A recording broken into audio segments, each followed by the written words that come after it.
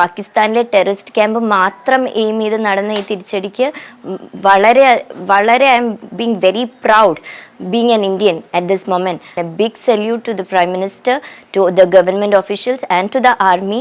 Terrorist ക്യാമ്പുകൾ മാത്രമാണെന്ന് അറിഞ്ഞപ്പോൾ ഒരു അഭിമാനവും എന്തോ ഒരു റിലീഫ് എന്ന് പറയില്ലേ, അങ്ങനെ ഒരു ഫീലിംഗ് ആണ് തോന്നിയത്.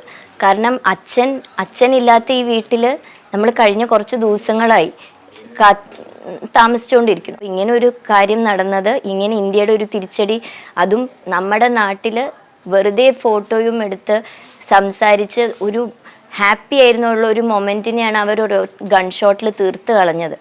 ഇതേമാതിരി ഇന്ത്യക്കും ഇന്ത്യയിലെ ഇന്നസെൻ്റ് ആയുള്ള ആൾക്കാർക്കും എതിരെ വരുന്ന ഈ ടെററിസ്റ്റ് അറ്റാക്ക്, അത് ഇനിയും ഇന്ത്യ ഇതുപോലെ തന്നെ തിരിച്ചടിക്കണം. ഒരിക്കലും ഈ തീവ്രവാദം വളർത്തണ ഒരു രാജ്യത്തെയും, ഇപ്പോൾ പാകിസ്ഥാനാണെന്ന് സഹായിക്കുന്നതെന്ന് നമ്മൾ ന്യൂസിൽ കൂടെ കണ്ടു കഴിഞ്ഞു. അവിടെ തന്നെ പോയി ഈ 9 ക്യാമ്പുകൾ തകർക്കുന്നു.